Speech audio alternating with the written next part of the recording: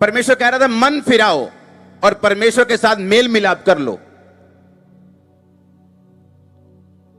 1960 में सबसे बड़ा जो ग्रुप था डांस का वो बीटल्स था। बीटल्स जैसे माइकल जैक्सन है, उससे भी कहीं अधिक बीटल्स। 1960 में बीटल्स ग्रुप सबसे बड़ा था। 1966 में जो उसका ग्रुप का हेड था वो एक इंटरव्यू में एक इंटरव्यू दे रहा था उस पत्रकार को, और उसने कहा ओ जीसस, कहता जीसस अब इतना फेमस नहीं है, कहता Christianity will and very soon.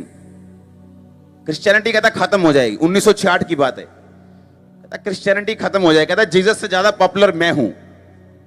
इस स्टेटमेंट को देने के बाद 1970 में उनका ग्रुप टूट गया और 1980 में उस व्यक्ति की गोली मार के हत्या कर दी गई। मार्लिन मुनरो, आज तक की सबसे मशहूर एक्ट्रेस, बिली ग्राहम उसके पास गए और कहा कि परमेश्वर कहता है कि तुम मन फिरा लो क्योंकि तुम नाश होने वाली हो, मन फिरा लो।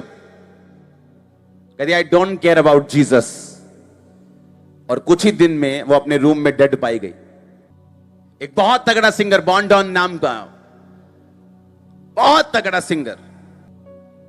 जब परमेश्वर आपको कहता है कि मन फिराओ, इसका मतलब यह नहीं कि वो चाहता है कि उसकी चर्च भर जाए, वो चाहता है कि जो आने वाला नाश वो देख रहा है तुम उससे बच जाओ। बॉन स्कॉट इसका नाम है, और इसने एक गाना गाया जिसका वर्ड था don't stop me, I am going down all the way, कि मैं नीचे जा रहा हूं, down the highway to hell, यानी मैं नरक की ओर जा रहा हूं। ये सिंगर के वर्ड थे, उसके सिंगर के, उसकी बोली थी। एक साल बाद उसको उल्टी आई और अपनी उल्टी में उसका चोक कर गया। वो जैसे बच्चे नहीं चोक हो जाते कईयों के, बड़ा आदमी अपनी उल्टी चोक कर गया, दोबारा से कर गया और मर गया।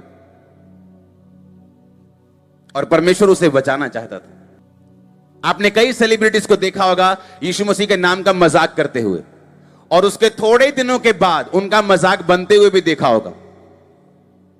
हां, देखा कि नहीं? मैंने इसलिए कहा किसी को कुछ कहने की जरूरत नहीं, हमारा जीवित परमेश्वर है, मुर्दा नहीं। जब वो पकड़ेगा ना तो पूरा पकड़ेगा। उसने मुझे पकड़ा था, मैं बोला था कि मेरे दादा को, अपनी फैमिली को, हमारे घर क्रिश्चियन नहीं आना चाहिए कोई प्रार्थना करने के लिए। कोई क्रिश्चियन यहां घुसा तो हम गालियां निकालेंगे। तो किसी क्रिश्चियन ने मुझे कुछ नहीं कहा, पर उनके पिता ने मुझे पकड़ लिया। आज वही क्रिश्चियन मेरी चर्च में आते हैं। हाँ, आप मेरी बात समझ रहे कि नहीं?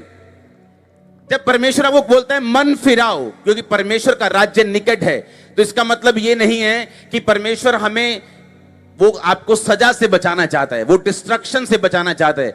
जो ऐसा कुछ होने वाला है लाइफ में जिसे परमेश्वर देख रहा है कि शैतान करना चाहता है, और परमेश्वर आपको सेव करना चाहता है, वो आपको होप देना चाहता है, वो आशा देना चाहता है, नई लाइफ देना चाहता है, नई बॉडी देना चाहता है, नई स्पिरिट देना चाहता है, नई फैमिली देना चाहता है, नया फाइनेंस देना चाहता है। वो कहता मन फिरा लो। हालेलुया।